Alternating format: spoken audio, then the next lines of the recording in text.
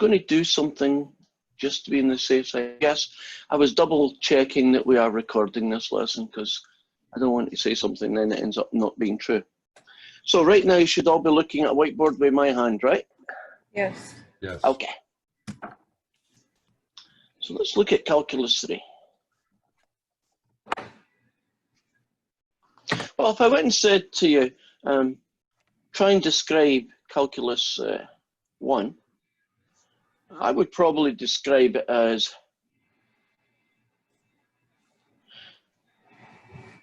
how to differentiate and what can you do with them, right? So in Calc 1, the first thing you did was they did a preamble where they talked about limits and stuff, but eventually it boiled down to the slope of a tangent line at any given point in a curve is a thing called a derivative. And then you spent weeks probably on how to differentiate. So you learned the product rule, the quotient rule, the chain rule, implicit differentiation, you name it, right? Every kind of function in the world. Hey guys, let's learn how to differentiate it. And why? Well, what you can do with it is, well, what could we do with it? We could use it to find the slopes of tangent lines.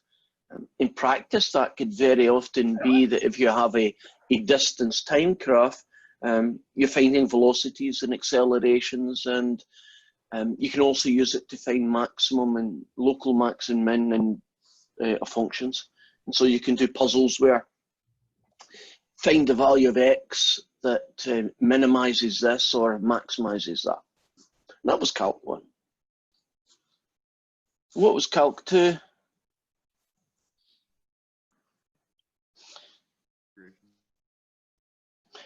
How do you integrate? And what can you do with it? So we looked at Calc 2, and you right at the end of Calc 1, we said, hey, can you work backwards? You know, if I tell you that the derivative of a function is x cubed, could you find the function that you need to start with that would have a derivative of x cubed? That process is called finding the antiderivative, which we eventually just end up saying is integration. And we found out how to integrate. Integrate happened a lot quicker than Calc 1. In Calc 1, you spent what, about 2 weeks before you even differentiated anything, right? You spent 2 weeks talking about continuity and finding limits and all the things that you need to build up to Calc 1. But in Calc 2, you basically jump right in and say, okay, here's some rules.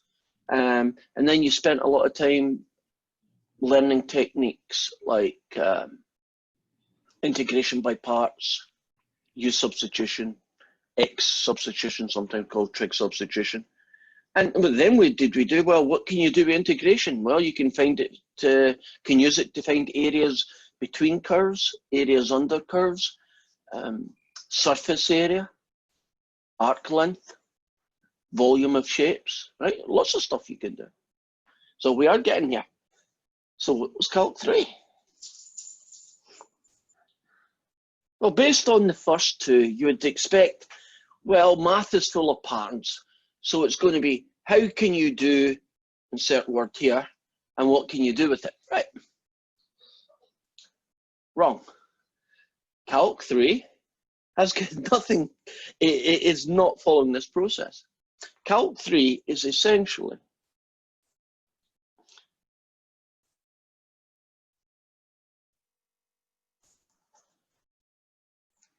the calculus of 3 dimensions.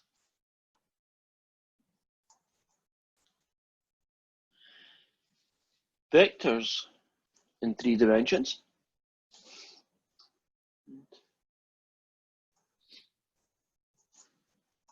And power series. So Calc 3 doesn't actually have a theme, except, I guess, in one sense, a lot of it is to do with 3 dimensions. But it doesn't actually, excuse me. Come on.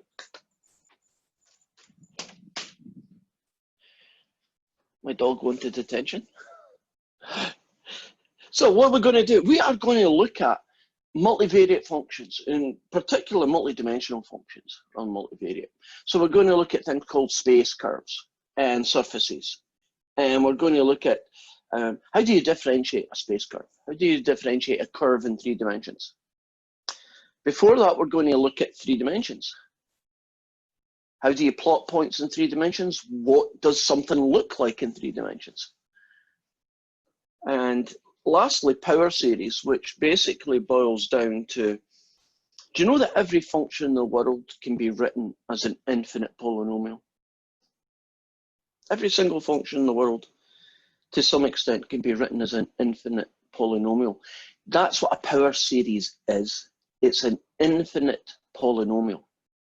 And we will look at how to create them and use them. But power series has got nothing to do with the calculus of 3D, and it's got nothing to do with the vectors of 3D. So it's almost like Calc 3 was this little box where we put all the cool stuff, but we couldn't figure out where else to put it. That's essentially it. So when you go through this course, if you try and build connections between what we did in one chapter and what we do in the next, don't, because there's probably none or very little. It's almost each little thing is on its own. So that's our intro of what's Calc 3 going to be. Calc 3 is all the cool stuff that we couldn't fit into Calc 1 and Calc 2. So let me start now with 3 dimensions.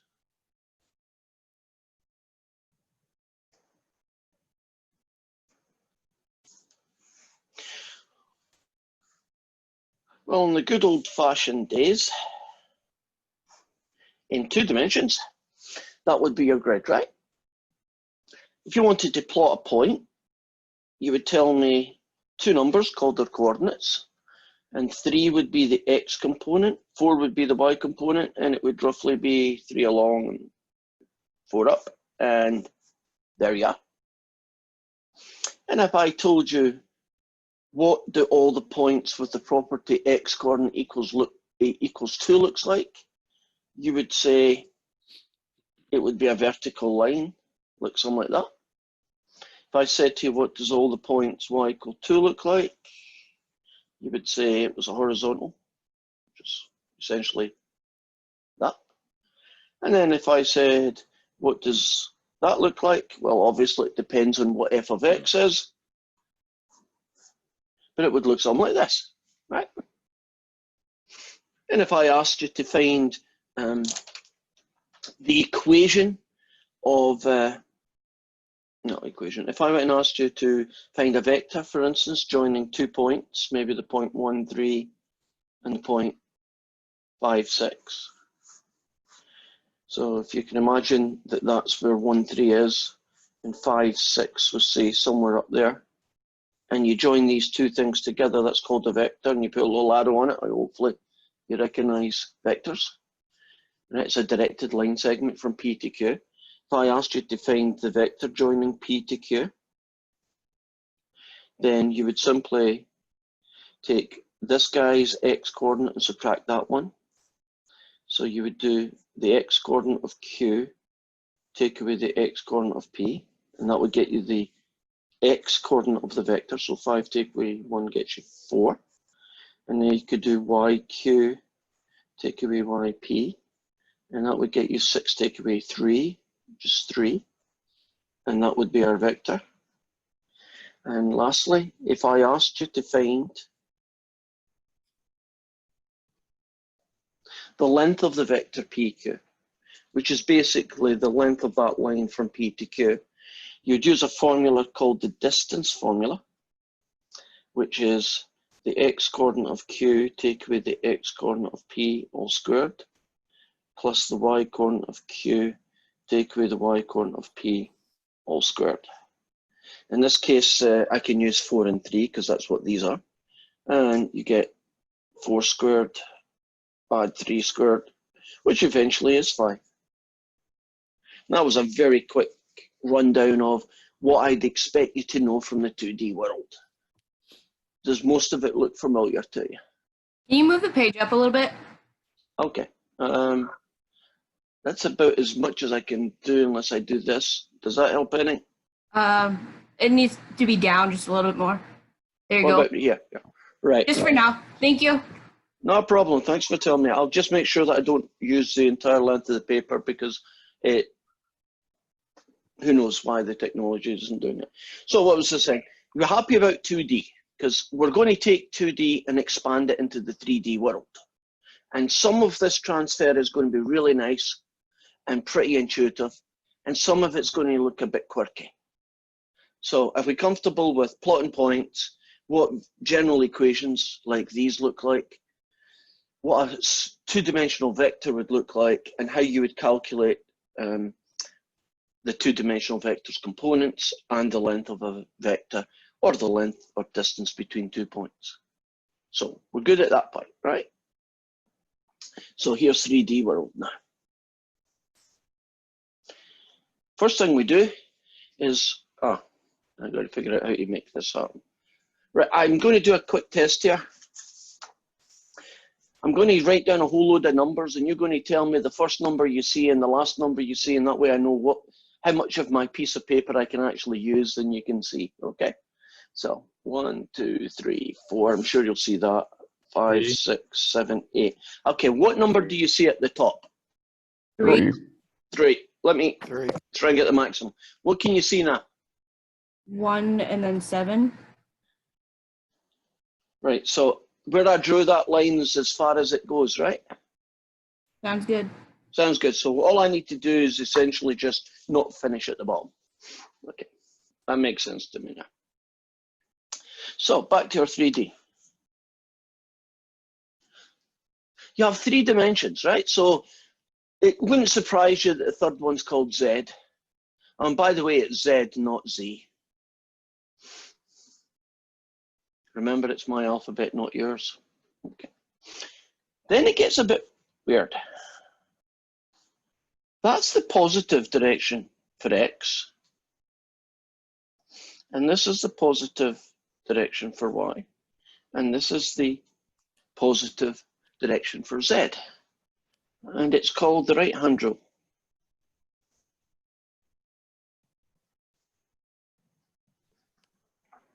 We have to orientate the X and Y and Z axis in a slightly weird way, because that's kind of funky. If you look at that, that's 1, 2, 3.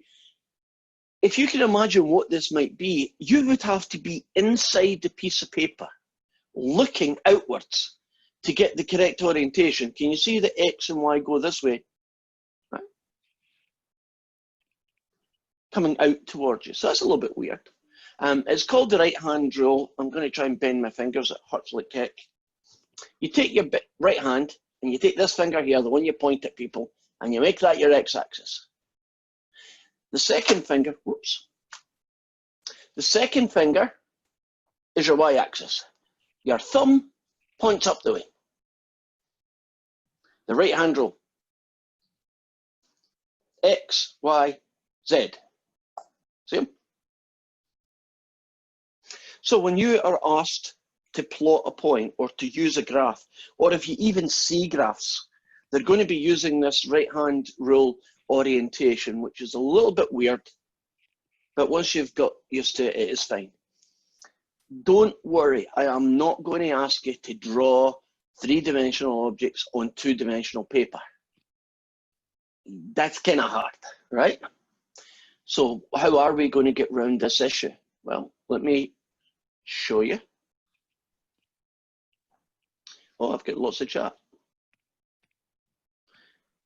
Okay, looks like some of you guys are answering questions for each other. Right, so let's go and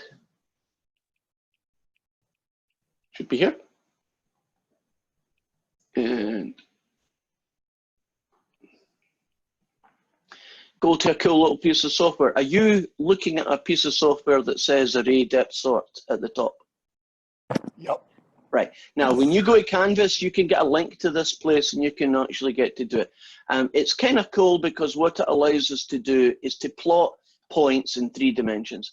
And its orientation, if we were trying to draw it on paper, would Come on, stop being a pain.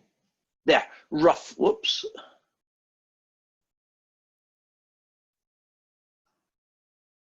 I've lost the darn thing, okay. Come here.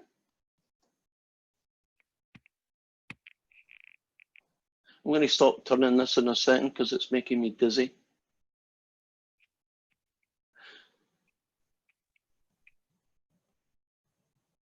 Almost got you. There, that's close to it. There. Can you see the x-axis, the y-axis, and then the z-axis? So if you wanted to plot a point 1, -1, 2, for instance, let's move this guy along. So let's suppose I wanted to point 1, -2, say 1.5, just to be different. There it is there. Now, do you see you go 1 in the x, into the paper 2 for the -2 in the y, and then vertically upwards 1.5. And that little dot there is the fella. So if you need to visualize points in 3D, this little piece of software does lots of things, but that's how you would do it, right? Because there are probably going to be some questions where they talk to you know about plotting a point in 3D, and you're wondering how I could do it. This just looks much better. So far, so good? Yeah. Yep. Right. So as I'm hoping, nothing spectacular yet. So I'm going to go through pretty much everything that we did in 2D, and we'll see what happens to it in 3D. So 2, 1,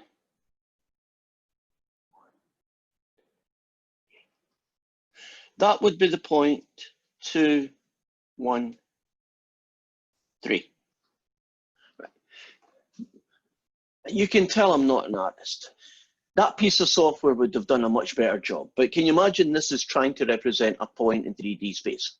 So when you give someone a coordinate, P, you give 3 numbers. And as you'd expect, wouldn't X, Y, and Z follow? So the X coordinate is 1, the Y coordinate is 2, and the Z coordinate is 3. That's cool. Right? Now, how about this little problem? Suppose I have 2 points, 1, 2, and 3, and the other one is 5, 6, and 11. I would like to know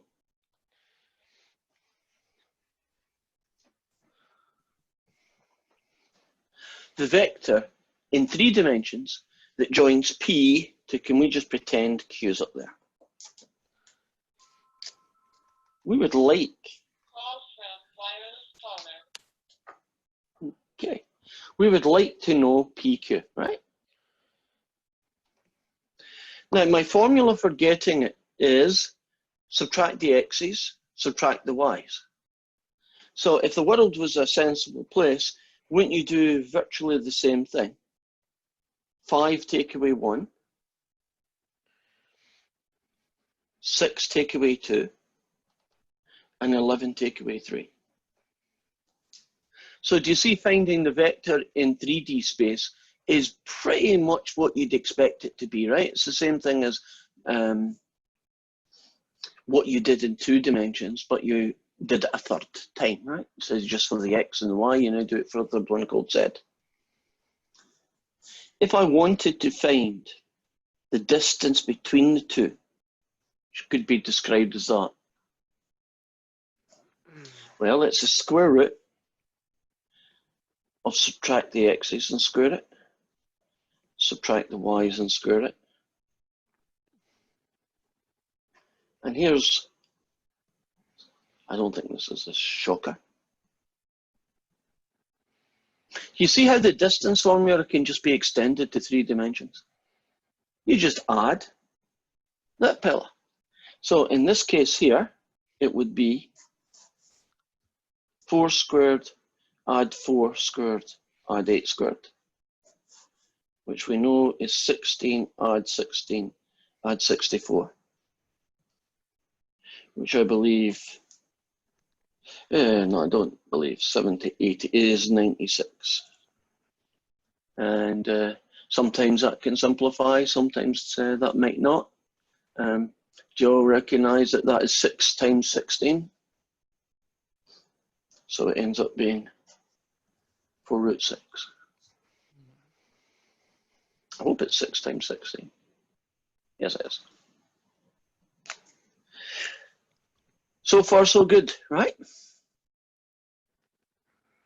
Now let's look at this stuff here.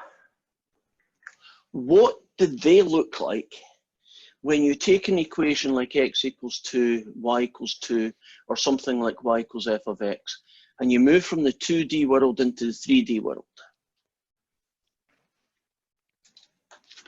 So I'm going to show you that rather than tell you, because I'm not great at drawing.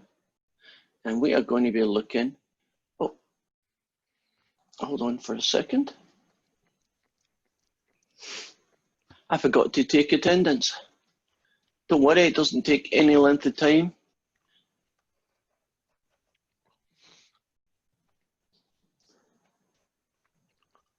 All I'm doing right now,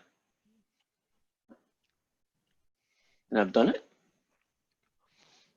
is take a screen grab. So I now know who was here. So let's go back to what I was going to show you. Let's look at what these things look like in 3D. So got this fella here. Going to go out here. Going to add a graph. Right, let's add a graph like, oh, like this guy. Well, not that guy. That guy's kind of cool, but let's add a much simpler graph. Let's suppose we did try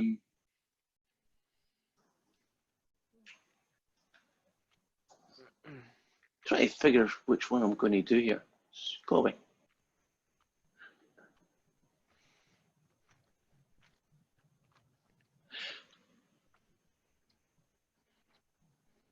There we go. I wasn't looking carefully enough.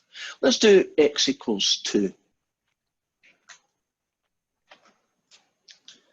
So if you took in 3 dimensions and you plotted every single point in the universe that had the property that its x coordinate was 2, right, so can you visualize what that would look like? It is not a line. It isn't a vertical line or even a horizontal line. It is not a line.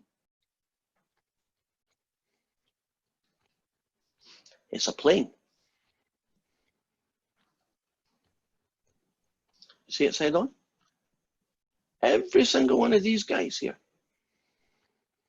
represents a point whose x coordinate is 2. See, that guy there might be 2, 5, 7, 2, 20, or 30, 2 minus a million plus 2 billion, right? Every single one of them.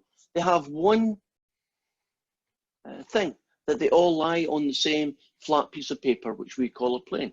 Right? If I move this in to say 1, there, can you see a little bit cleaner? It's a plane. Now, it does exhibit a 2-dimensional property if you orientate it the right way. There. Now, if you orientate it, oops. Finally got it. Stop you rotating there. I'm fighting the software because it wants to animate everything. I'm not going to turn it anymore. Can you imagine that this little edge on, if you looked at the edge on, you would be seeing a vertical line x equals 2. What you're not seeing is the z direction, which is all the other z's and things that would go with it. So that's what that guy would look like. It's a plane that passes through the x-axis at 1. Right. Now, if I change tack on this fella and we try and add a y equals, did I do a z equals? No, a y equals. And if I do it as y equals -1, There, not a surprise now. Do you see it's a horizontal plane rather than a vertical one? It has the feature that everybody in that purple plane has a y-coordinate of 2. I'm saying horizontal, that one's also vertical. I've orientated it weird.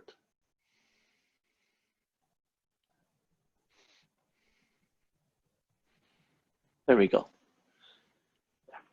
So they're both vertical planes, but kind of at right angles to each other, as you can see as I rotate around. Now the third, stop rotating. And the third one I'm going to do is most obvious one, is let's do z equals 1. Now that one will be a horizontal plane. There you go. So you can see what z equals, y equals, x equals, what they all look like. In a three-dimensional world, you don't get lines when you do that, you get planes.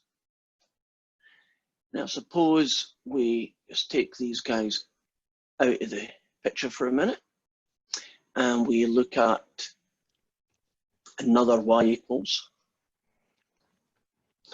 and I'm going to try x squared. Okay, what did I just do there?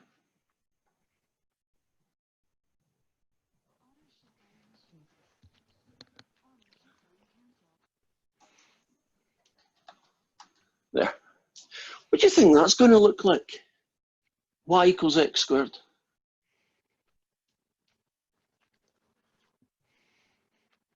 Well, if we look at it side on, it'd be like a regular line, but a plane instead. Yeah, and it's going to be a curve y equals x squared, like big capital U, right? On the floor, because the floor is the xy plane, and it's going to be curving up. So let's see how close I am. There you go. Now it looks kind of upside down there, but you got to remember that this right-hand rule is a real pain in the butt for orientation purposes, because everything kind of has to be viewed as if you were inside the screen looking outwards. But I think I'm getting close to orientating it the way I visually want to see it. This thing is driving me crazy. There, that is nowhere near as good. But if I turn your head sideways, can you see a y equals x squared?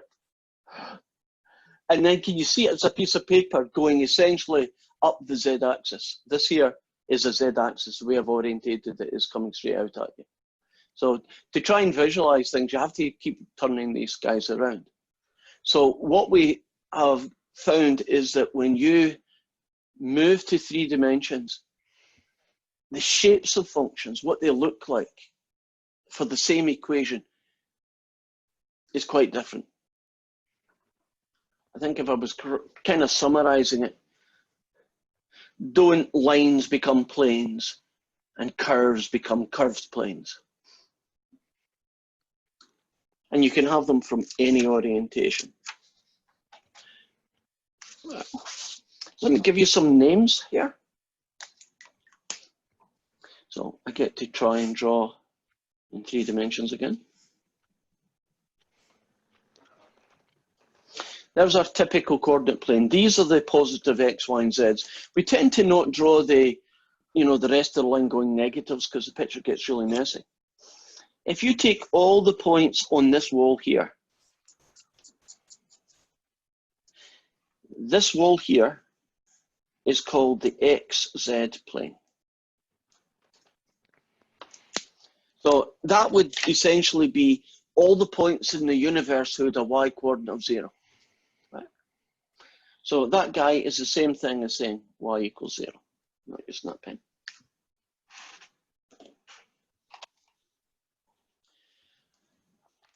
Now the floor.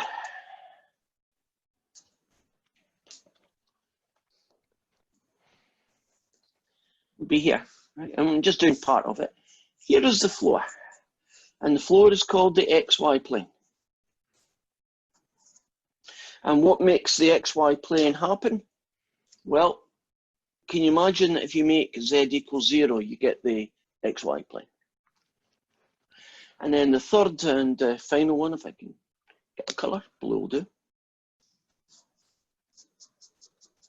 This wall here, right, that uses the y and the z axis, this thing here, that is called the YZ plane. And to get the YZ plane, you just make X 0. So you'll find questions in your homework that talk about the XY plane. A good example of that might be this question here. Suppose I gave you the point 1, 5, -7. And I asked you, how far away is that point from one of these three planes? So I might say, for instance, how far away is it from, let's say, the YZ plane?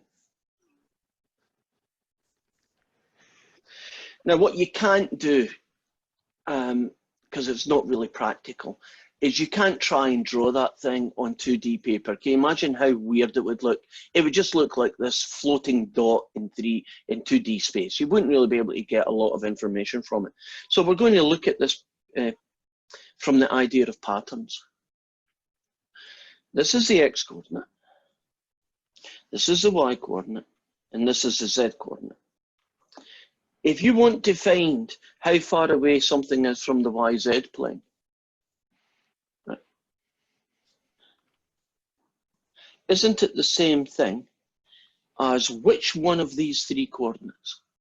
And I'm talking about its absolute value because we don't have negative distances. Is it the same as 1? Would that be the distance? Would it be 5? Would it be 7? It would be 1.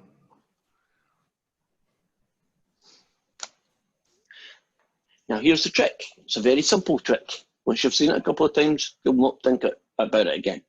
For a YZ plane, isn't the X coordinate how far away from it it is?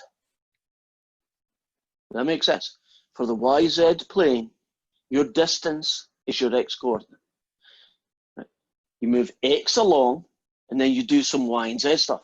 But the moving X along is how far you have basically moved from here. So if you've moved 1 unit, can you see that no matter how much Y's and Z's you do, won't you still be 1 unit away from the blue YZ plane? You see the X coordinate is the YZ plane. So if I said to you, how far away is this from the XY plane? So how far is this point from the XY plane? Isn't the answer going to be 7? Remember, it's a distance, so absolute values get used. It'd probably be somewhere down here where my finger is pointing, and you'd go up 7 to get to it. So we're comfortable about that type of question. If I give you, or if they give you a point and ask you how far away it is from one of the three planes, from the YZ, it's 1, which is basically the X coordinate. If they asked you, I guess I could put this one in. How far away is it from, say, the XY plane? And the answer in this case would be 7. It's basically the absolute value of the, of the Z coordinate.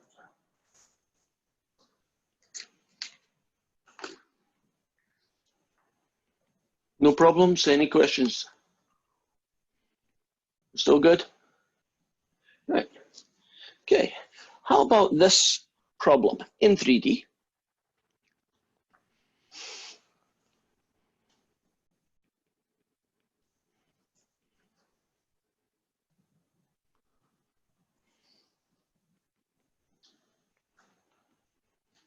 Here are 3 points in 3-dimensional space.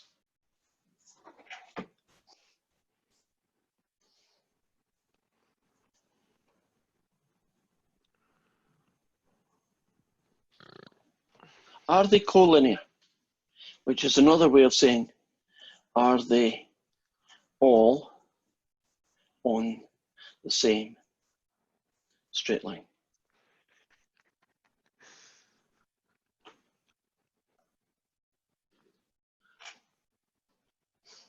So you've got 3 points in 3D space, and you'd really be I mean, the answer is yes or no. And the way the homework works is if you say yes and it dings you, you then say no and you get the right answer, but you don't know why. And it's no use to you when you have to do a test, because in a test you only get one shot. So don't take the shortcut out of just guessing. And then when the first guess fails, you pick the second choice and you move on. I mean, that's certainly the quickest way of doing it, but you're not learning anything. And you're not essentially figuring out how to solve the problem. Can we imagine, and I'm making no attempt to be even vaguely accurate, that if they were in the same straight line, it would look something like this. And you can rearrange them, you know, to be more realistic, but that's what straight line looks like. And that's what it would look like if they weren't. So we're going to try and use the geometry of this situation to figure out a way of solving that puzzle. And there are two different ways you can solve this puzzle. Both of them are equally valid. Has anybody got a suggestion before I actually talk you through this question? And in fact, there's one of your homework questions just like this. Any suggestions of how we could use the geometry of what's happening here and here to prove that it's collinear or prove that they're not? Because you know, either one could be true.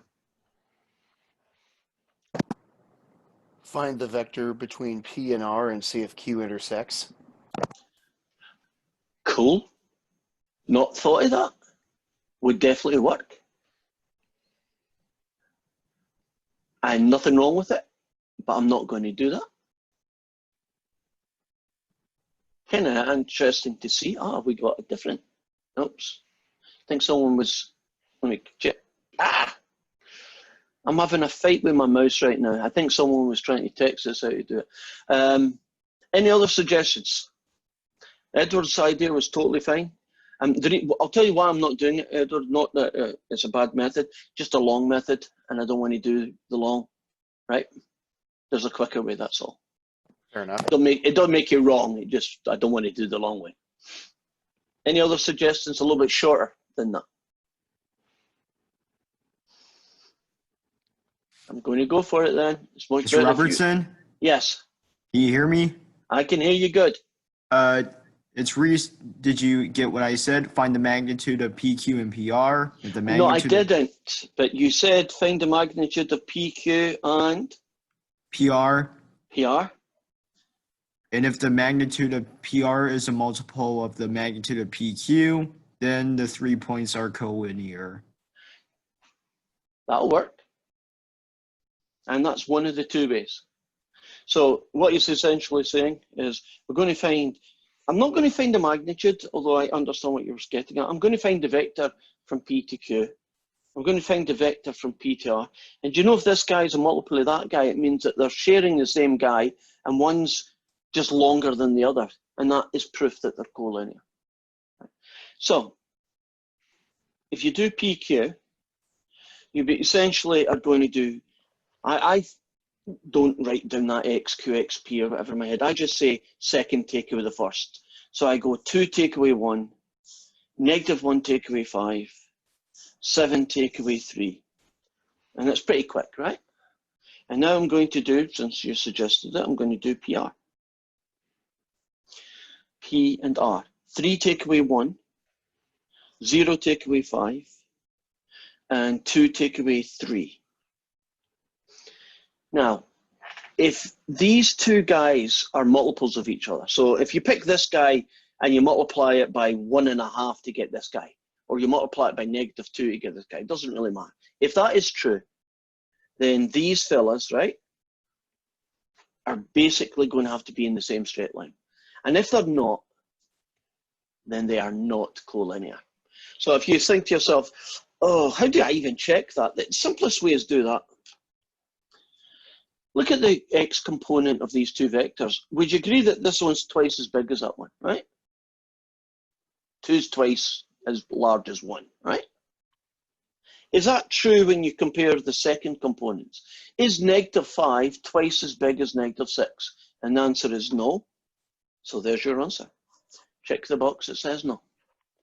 Now, what would they look like if they were collinear? Can you imagine you got the points, they'll look like this.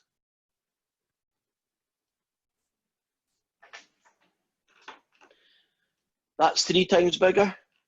That's 3 times bigger. That's 3 times bigger. That's what a yes would look like. Now, what Edward was getting at was very similar to this, and maybe that's what he was thinking about when he said it.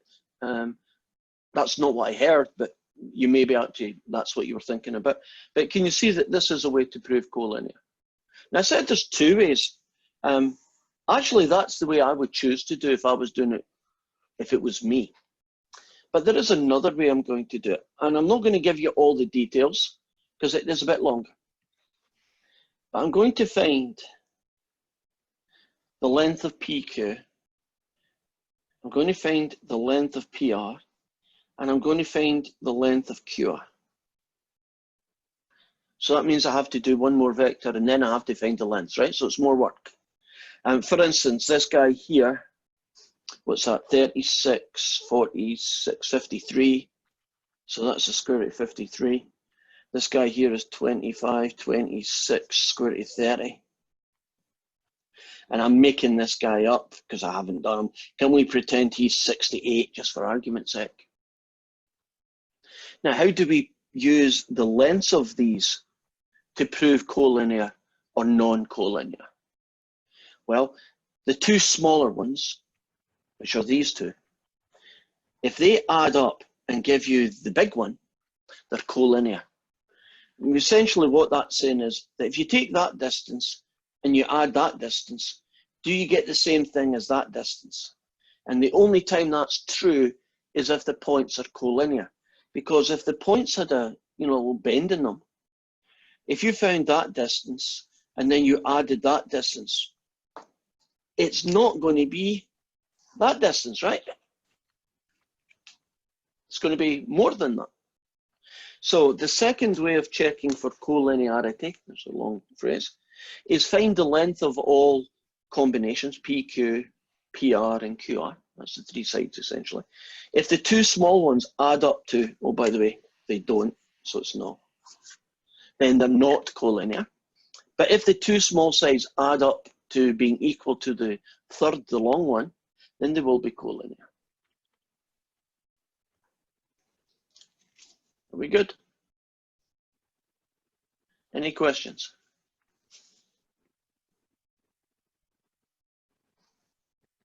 I'm about to move Looks on. good. Looks good. Let's do it now. So let's look at some more shapes in 3D.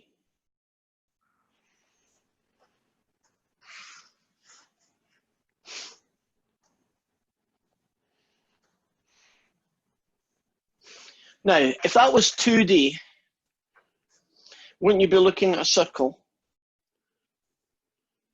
Radius 3, center of the origin. Agreed? But that's in 2D. If you take all the points whose x squared plus y squared is equal to 9, and you try and imagine what that thing would look like in 3D. And I do have software, I'm not going to bounce in and out again, it's too much distractions, but you can actually plug things like that in and it will sketch them for you. But let's see if we can figure out what it would look like. Well, on the ground, the floor,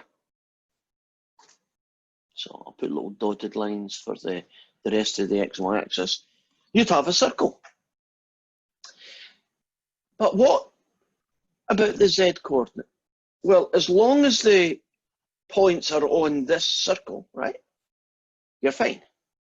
Can't the z coordinate be 1, 2, 2 million and 2, -0.5, 2 billion? So what does that look like? It looks like this.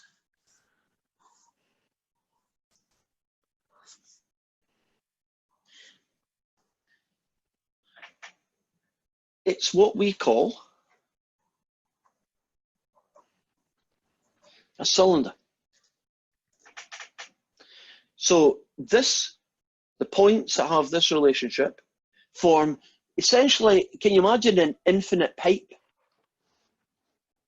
Just the surface, right? The outside skin of a tin can going vertically upwards. And vertically upwards would be that guy. So what would x squared plus z squared equals 9 look like?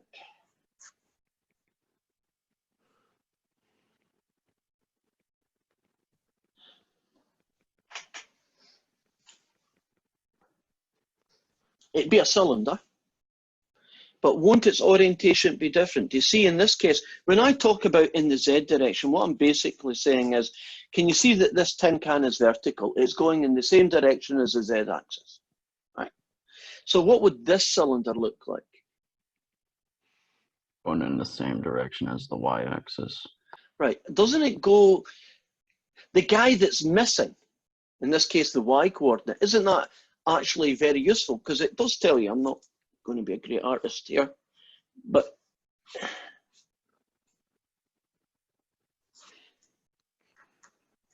can you see the cylinder is poorly drawn in the y-axis? And just for completeness, although I'm not going to draw it, couldn't we also have a y squared plus a z squared equals 9?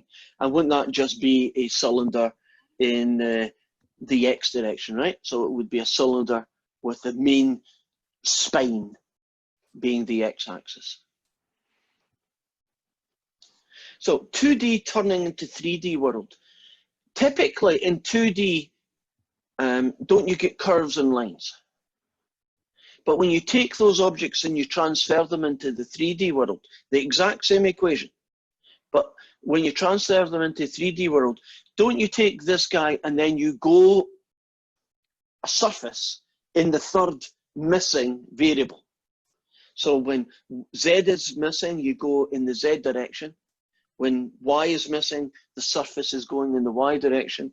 And when x is missing, the surface is going in the x direction, which means that you can make predictions on what that guy would look like. You could do predictions on that guy. Right, y equals x squared. Can you imagine on the floor, you drew a big parabola, y equals x squared. Who is missing from that? Isn't z missing from that? So can you imagine on the floor, it goes vertical upwards. In fact, that's the one that I tried to show you on the software and was getting dizzy because of the orientation. But essentially, can you imagine on the floor? But you have to curve it this way because of orientation, right? X going Y. And then can you imagine this surface?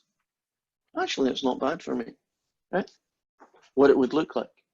So you can take anything. That thing there would look like z equals x cubed on the zx plane, right?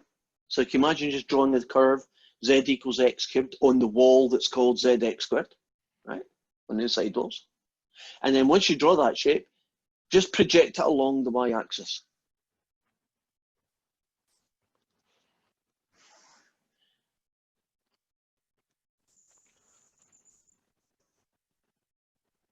Go back to this guy again in 2D.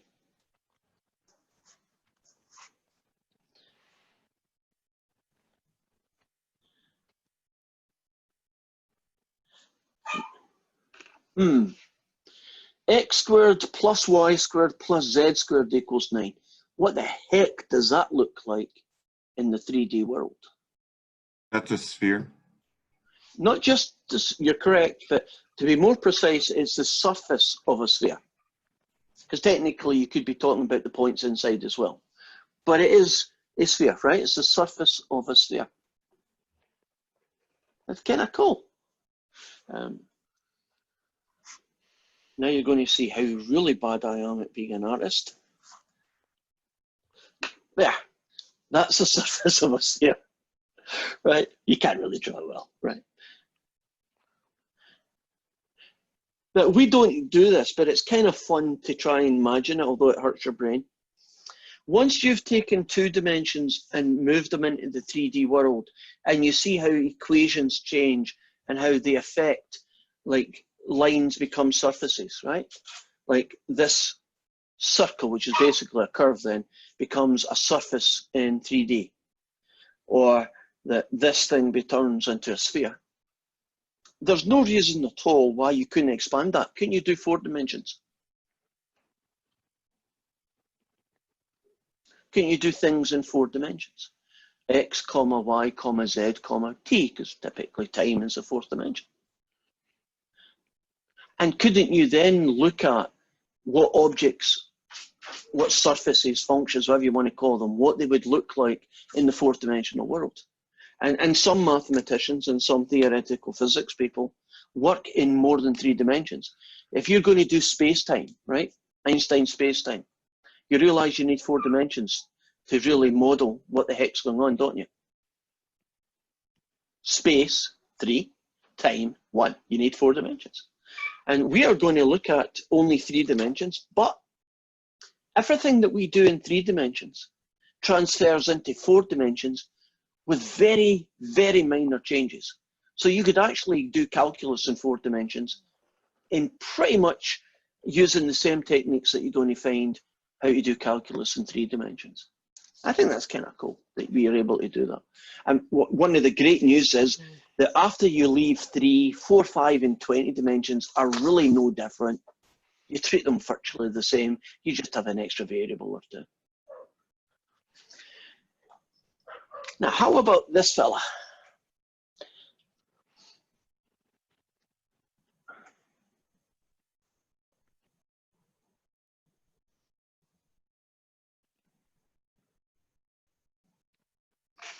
Now that is one ugly equation. This is pretty much us coming to the end of the first section. What on earth would all the points in 3D space be that fits this relationship? If I cover that up, it might be a bit of a help. If I showed you that and I said it was 2D, I heard something? Someone answered it in group chat, but that would be a circle centered on x equals 1, y equals -2. Right. So one of the reasons I think you need to get mics is it makes our communications between each other better. All right. So this is going to be a sphere. And actually, to be precise, it's the surface of a sphere. Center 1, -2, 3, virtually the same thing. And what will the radius be?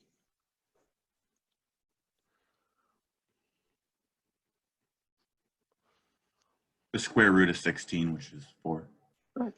So you notice that number doesn't really change one. Now, if you extended this, can you imagine another variable called t plus t minus 9 brackets squared? What you'd be looking at is the surface of a 4th dimensional object. Don't even imagine it, your brain will hurt. But you can imagine how you can transfer. You can do 20 dimensions if you like, right? There's some quite cool videos on hypercubes, which are 4th dimensional cubes, if you want to see something. So that's what that guy looks like. You're not going to be asked an awful lot, except simple things like, if I give you this equation, can you tell me the center and the radius? Pretty straightforward. You might get a question like this. Not where, I guess. If this shape cuts the XY plane. So can you imagine this sphere in 3D, right? Surface of a big sphere, and then it gets cut by the floor.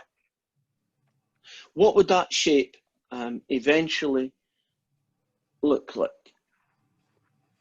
What would be its equation? Well, can you imagine the surface of a sphere being sliced by the floor? The intersection would in fact be a circle.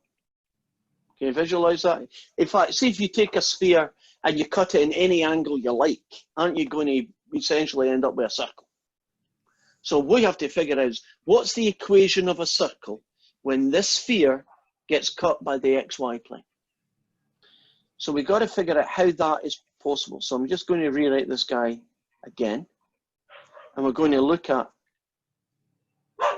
what we know about all the points on the XY plane. What is the Z coordinate of a point that lies on the XY plane?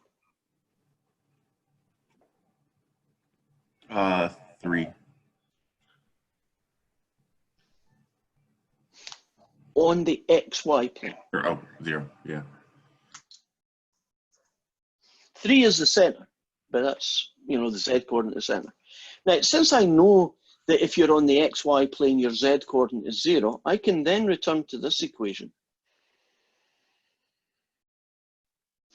and say Z is going to be 3, which means that I get this guy plus this guy plus 9, and that becomes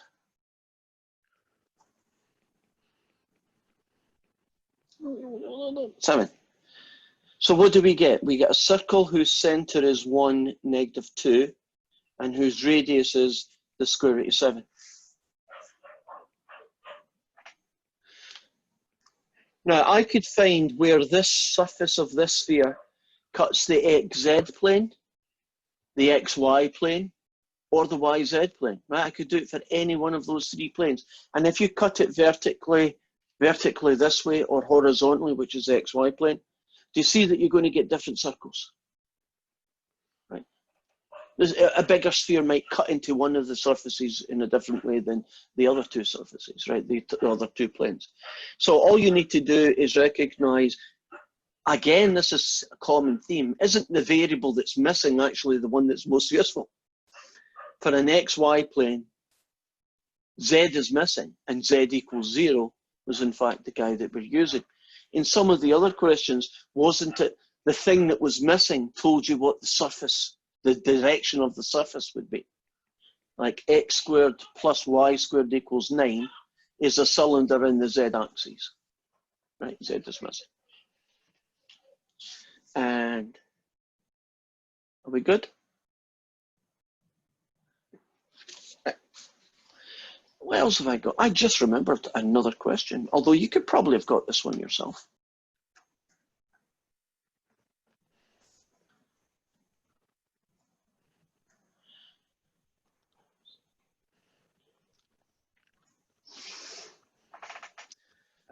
A homework question came to my mind, and it goes something like this. Here are the coordinates of 3 points. And it's asking us to find the lengths of the 3 sides. And then it finishes by saying, is the triangle that you get when you join 3 points in 3D space, is that triangle right angled, isosceles, equilateral, you know, some kind of triangle that's got a nice name to it. Now, even although these are 3D space, and again, this is just visualization, I'm not trying to be accurate here. If you take 3 points in XY space, most of the time, you'll get a triangle. Does that seem reasonable? Point in 3D space, point in 3D space, third point. Join them up, you get a triangle, right? Not always, but pretty much the typical thing. Now and again, just now and again,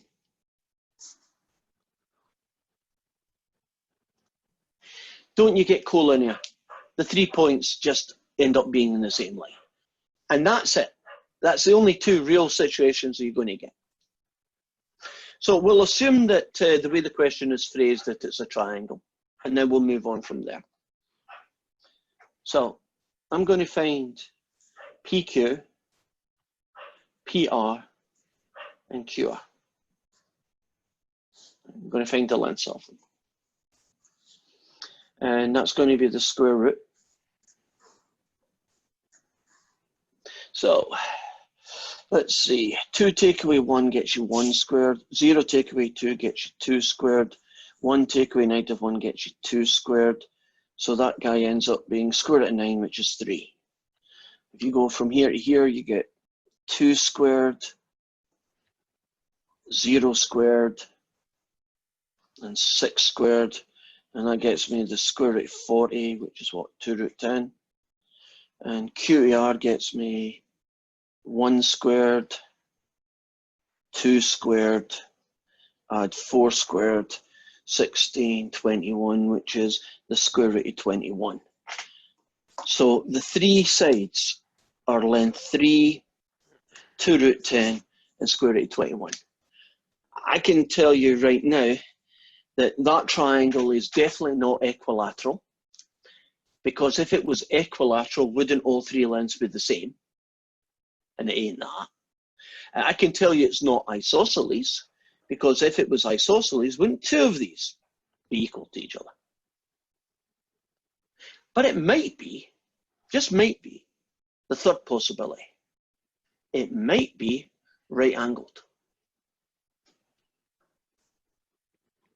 So we've got to figure out, is it or isn't it right angled? Now, the biggest side is square root of 40. Now, I'm going to put the square roots next to these. It's easy to compare now. Square root of 40 is bigger than the square root of 281, and it's bigger than the square root of 9, right? Now, if you take the largest side of a triangle and you square it, you'll get 40. If you take the two smaller sides and you square them,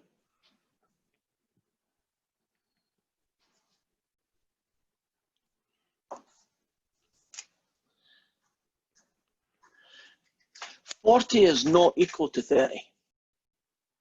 If the big guy squared was the same as the two small ones squared and added, we would have had a right angled triangle. It's called the converse of Pythagoras, is the name of that. It's called the converse of Pythagoras. The larger side squared is the sum of the other two sums squared.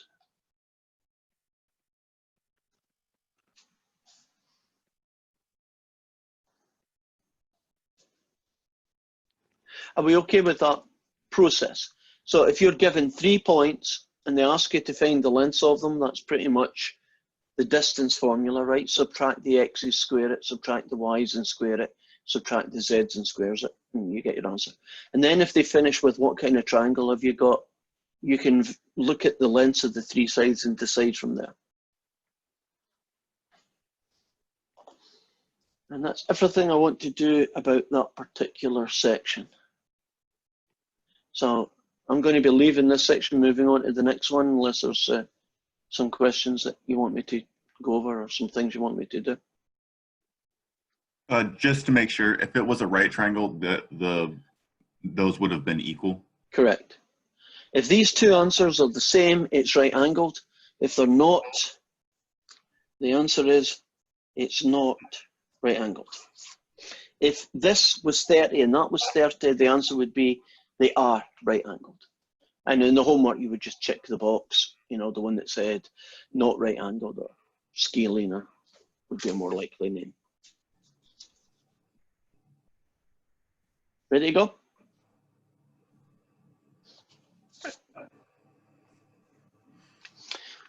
Where are we off to now? Well, we are going to be doing vectors in 3 dimensions, which is what the next section is. I'm going to see if I can actually use a piece of software to make the thing that we're just doing a little bit cleaner. Okay, go away, go away, go away, go away, go away. Reset. Huh. Evidently it likes resetting to this fella. Go away again. And we should be able to do this fella.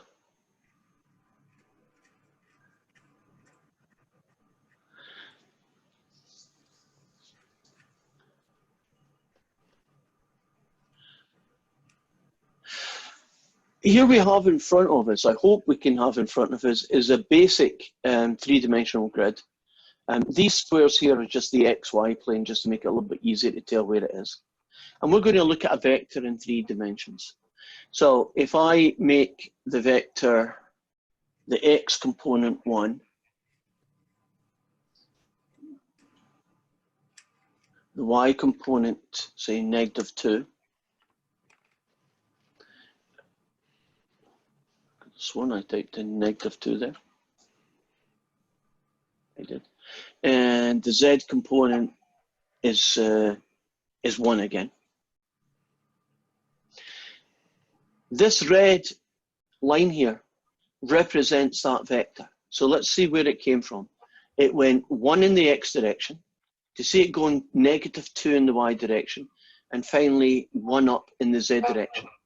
So I'm getting feedback here from someone. Could be myself.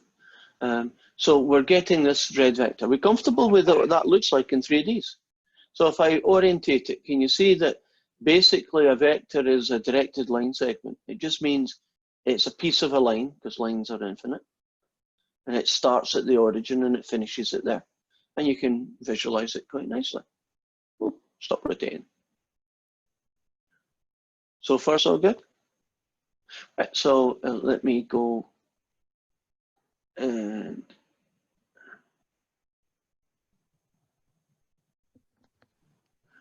try something a little bit different.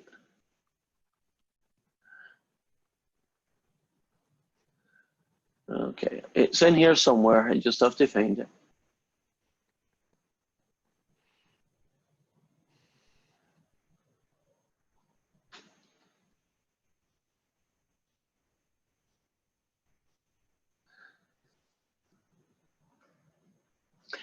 Let's look at adding 2 vectors together. What does that look like? Well, can you imagine this red one here is one of our vectors, and this blue one here is our second vector? Then adding them together is this orange vector. Essentially, what you imagine, well, how I imagine is that vectors are like a little journey by an aircraft in 3 dimensions. And the aircraft travels along the vector that's red, and then it makes a little turn and it goes along the vector that's blue. And the start to the finish is what the addition of those 2 are. So it's a bit like going from A to B and from B to C. It's the same thing as A to C. And that's what a vector addition looks like. It's kind of cool.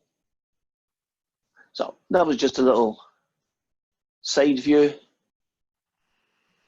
I'm not going to be making any great attempts to become an artist. So if we look at what our vectors in 3D look like, they are very similar to what vectors in 2 dimensions look like. So we typically do vectors with a little V on the top. Some textbooks only do 1/2 of the arrow. I have no idea why Americans do that. I think you're just lazy. I mean, it's an arrow. Why doesn't it get both pieces? So I'm sticking to that version. If you want to write that version, go ahead. Have any of you done any classes involving vectors? Some yes, some no. So, okay, I'm going to work on the assumption you've never seen a vector in your life before. So for some of you, that might be a little bit, you know, I don't need to know this. 1, 3, 5 is an example of a vector. If you're looking at the vector 1, 3, 5, basically, if I was trying to draw it, and I kind of said I wouldn't, but I'll show you why. You would say start anywhere, but origin's probably a good place.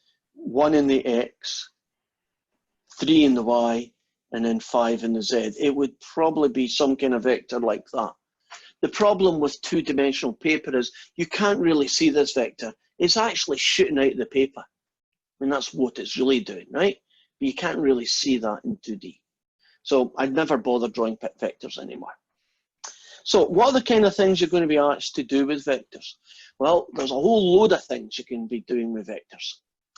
Suppose I've got two vectors, u and v.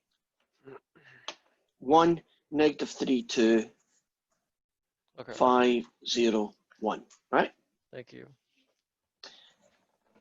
You could add two vectors together, like that picture showed you.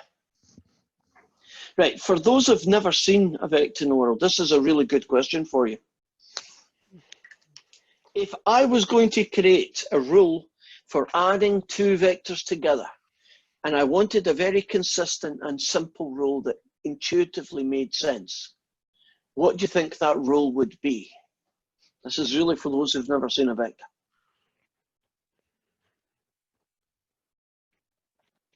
A straightforward rule for adding two vectors together.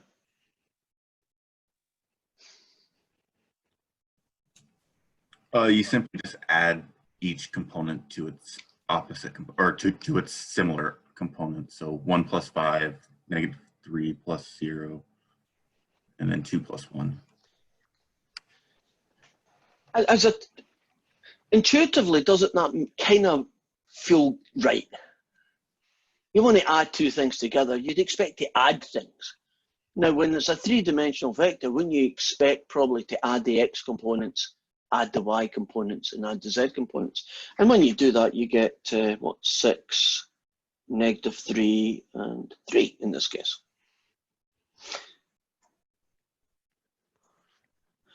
So if you want to subtract two vectors, like u take away v, it's basically u take away v, u take away v, u take away v. In this case, you get -4, -3, 1. Now, what you'll see when they talk about vectors is that we don't, one way anyway of looking at this is to think of it as adding the negative of the vector v. Right. So what would that look like visually? Well, can you imagine that this was the vector u and this guy was the vector v? If I wanted to add the two vectors together, it would be, there's u, and where that one finishes, there's v, and the vector that you would get, and I believe it's sometimes called the triangle of forces. That's visually what it looks like in 3D. Can you imagine it being sticking out of the paper, but it would still be true. If you wanted to do u take away v, you visualize it as being u add the negative of v. Well, here's the vector u again. Now, if this vector going this direction represents v, the vector that represents -v only has one difference. Do you see that you go along it the opposite direction? So instead of going down, you go up in this case. So -v would look something like this. And your answer would be u take away v. So you can visualize adding and subtracting vectors. Basically what you do is you have two sides of a triangle. They'll be the u and the v, or the u and the -v, depends on the question. And the third side of the triangle would be the addition or subtraction. But algebraically, you add the x, y, and z's, or you subtract the x, y, and z's. How about this fella? Professor, it's past 9 o'clock. Oh, good grief. I apologize. You know when you're having fun, it's just one of those things, times fly by, but thank you Wait for till telling me that. 9:30. Is it? Yeah, don't we stop at 9:30? Not Oh, to be that guy, but oh, thank you. I haven't even got my thing in front of me. I lost track of time anyway. You're right. It's 9:30.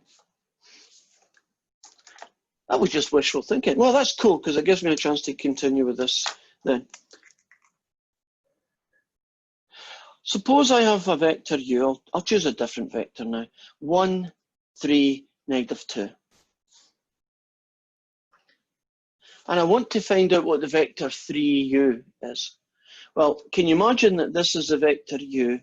The vector 3u would be this fella here. Right, that's visually what it is. In component form, if you've never seen a vector in your life before, there is a kind of theme here, isn't it? That you don't do anything particularly weird. If I wanted to find out what 3u is, wouldn't I just treble all the components?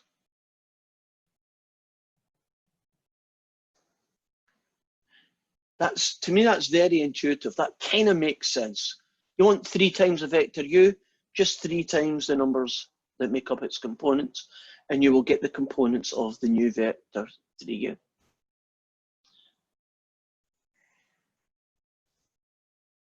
Which now means we can put some of these things together and we can look at the algebra of vectors, which is really just how do you manipulate vectors?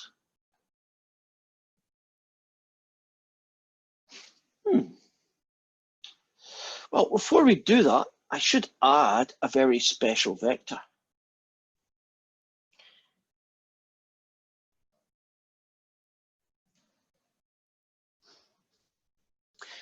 This is called the zero vector.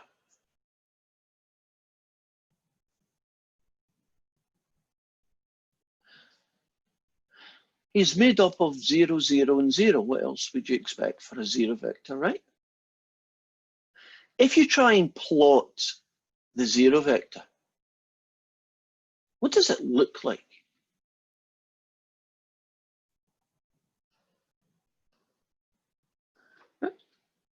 What does it look like?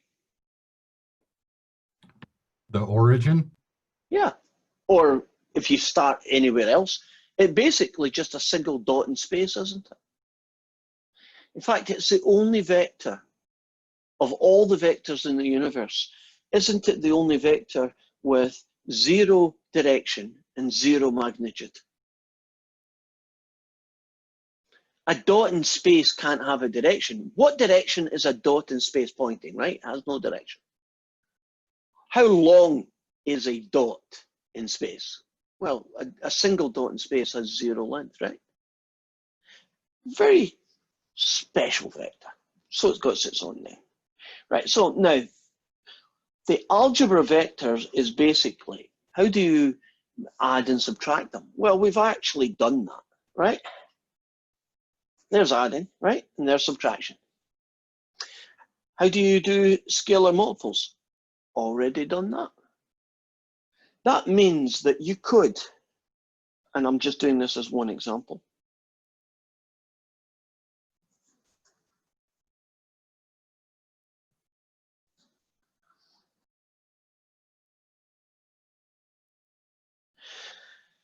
you could, if you were given 3 vectors,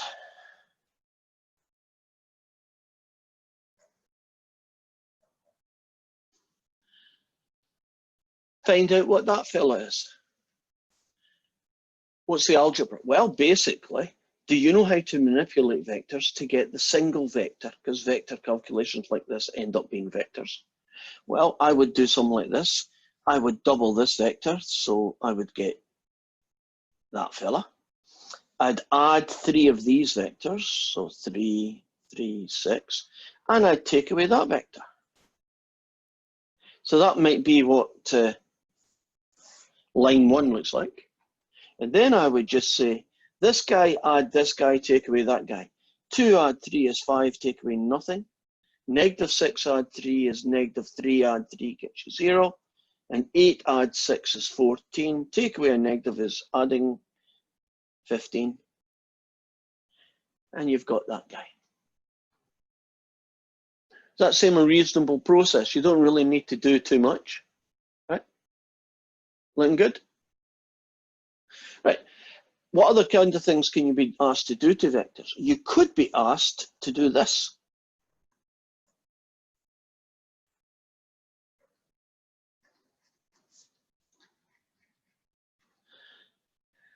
Those two little vertical bars look like the absolute value symbol, right?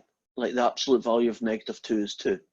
And technically it is an absolute value, but what we look at it in the context of 3D and beyond is that they're asking you to find the length of this vector. So basically they want us to find the length of this answer. And the length of a vector is simply just the squares of its components. Professor, would y be -6? I don't know, let me check. -6, you are right.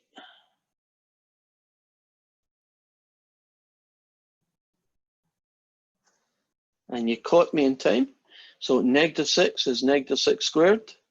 So what do I get? I get 25, -6 squared, and 225.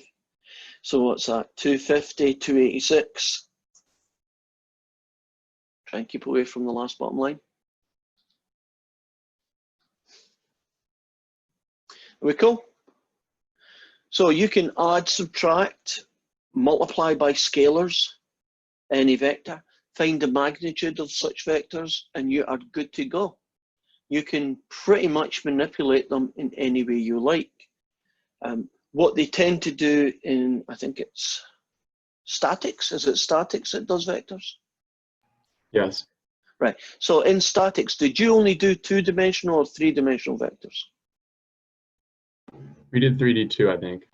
Okay, so now that we've kind of completed this part of the vector world, I still have some loose ends to tidy up. So first thing we're going to talk about are 3 special vectors.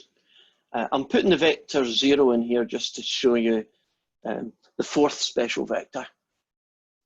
The vector called I is that guy. The vector called J is that guy. And the vector called K is that guy. Essentially, one in the X direction, one movement in the Y direction, and one movement in the Z direction. What this allows us to do is it allows us to take any vector that's written in this format and rewrite it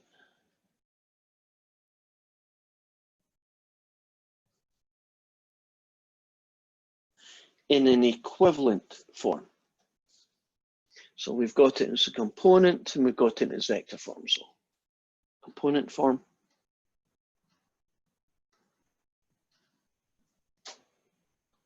And vector form.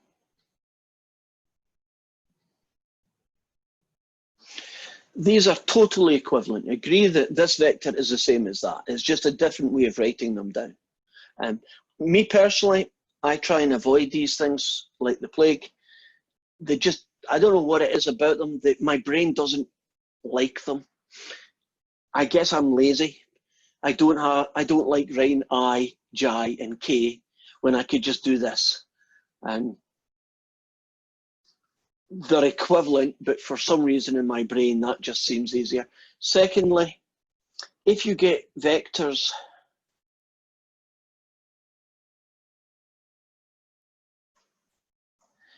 like that, technically speaking, that is correct.